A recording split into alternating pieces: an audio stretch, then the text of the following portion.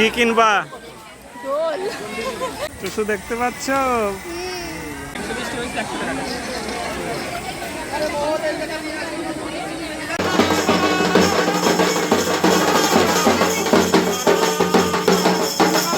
Hello viewers, নতুন একটি ব্লগে সবাইকে স্বাগতম। আমরা সবাই মিলে গিয়েছিলাম খুব সুন্দর একটি জায়গায়।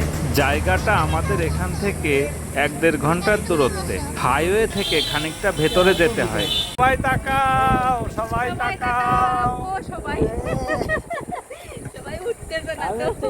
হাইওয়ে থেকে আসলে খুব বেশি দূরত্বে নয়, হেঁটেই যাওয়া যায়। তবে অনেকেই এখন ভ্যানে যাচ্ছেন, কারণ অনেক ভিড় আর সময়েরও একটা ব্যাপার আছে। তাই আমরা কিছু দূর ভ্যানে গিয়ে হেঁটে হেঁটে যাচ্ছিলাম। এই জায়গাটার নাম বন্দর। এটা মধুখালী উপজেলার অন্তর্গত। এখানে অনুষ্ঠিত হচ্ছিল ঐতিহ্যবাহী রক্ষাচণ্ডী মায়ের পূজা আর মেলা। আমরা পৌঁছে গেছি, চলুন জায়গাটা প্রথমে ঘুরে দেখি।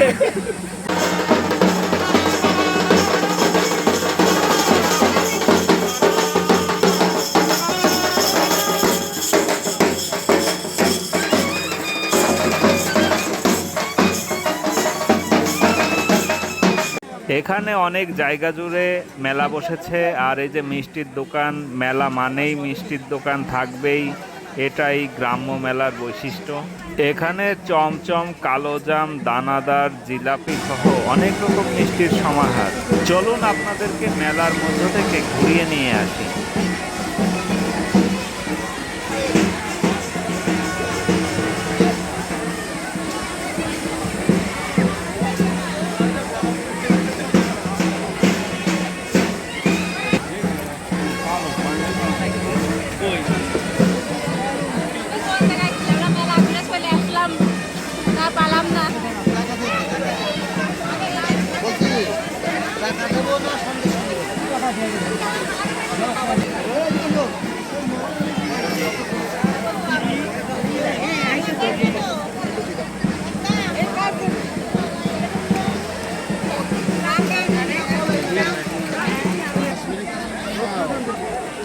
মেলা মানেই উৎসব মুখরতা, মেলা মানেই নানা রঙের সমাহার। গ্রাম্য মেলাগুলোতে অনেক দেশীয় পণ্য দেখা যায়, যেগুলো ইতোমধ্যেই বিলুপ্ত প্রায়।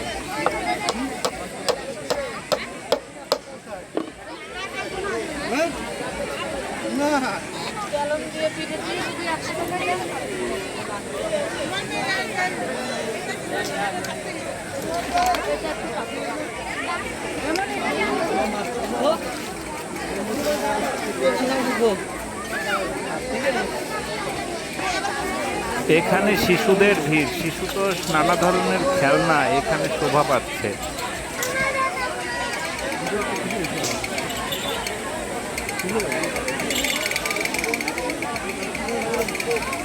দূর থেকে দেখতে পাচ্ছি এই আচারের দোকান। এরকম আচার সাজিয়ে রাখা দেখলেই মনে পড়ে যায় স্কুল জীবনের কথা। যখন প্রাইমারি স্কুলে পড়তাম তখন এরকম দেখতাম। এখানে আছে মৃৎশিল্প, মাটির জিনিসের দোকান। একটা গ্রাম্য মেলা মাটির জিনিসের দোকান ছাড়া অসম্পূর্ণ রয়ে যায়।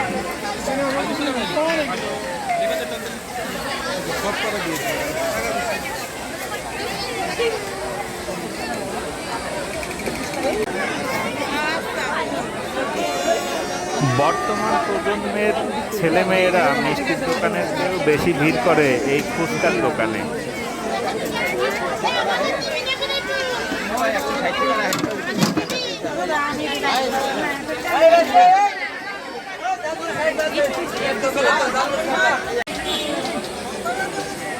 ওই যে দূরে টুসুর মাকে দাঁড়িয়ে দেখতে পাচ্ছি, দেখি কি করছে। কি কিনবা? দোল। টুসুর জন্য? হ্যাঁ। টুসুকে এটা কিনতে ইচ্ছুক? টুসুর খুব পছন্দ। খুব পছন্দ। হ্যাঁ। এই যে নানান রকম ঢোল, নাকি একই রকম, একই সাইজ না সব? ছোট বড়ও আছে।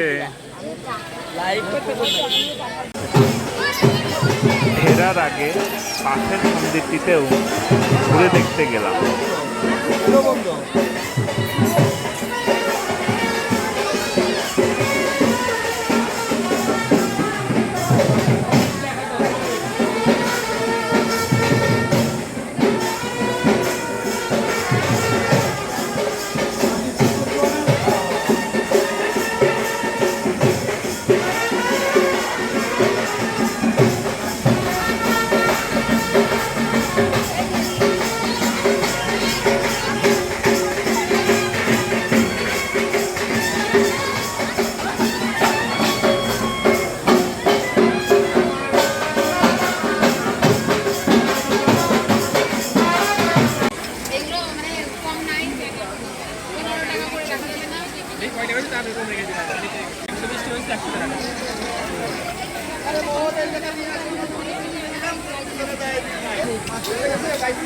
মেলার মধ্যে চলছে দর কষাকষি।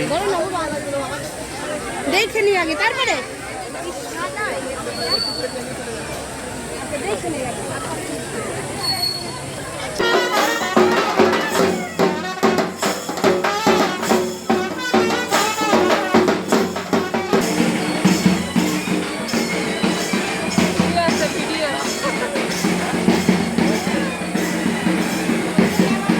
আমাদের নির্ধারিত সময় শেষ হয়ে আসছিল, তাই কিছু ছবি সংগ্রহ করে রাখা হলো স্মৃতি হিসেবে। আসলে যে দিনটি চলে যায় সেই দিনটি তো আর ফিরে আসে না, প্রতি বছর সেই দিনটির কথা আমরা অনুভব করি।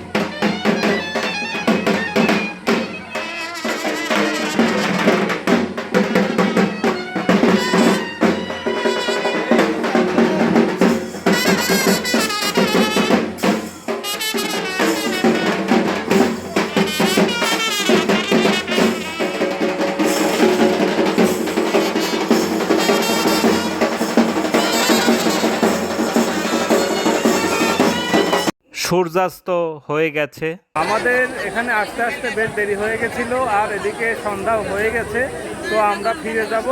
তো এতক্ষণ যারা ভিডিওটি দেখলেন সবাইকে অনেক অনেক ধন্যবাদ। এভাবেই আমাদের পাশে থাকবেন, ভালো থাকবেন।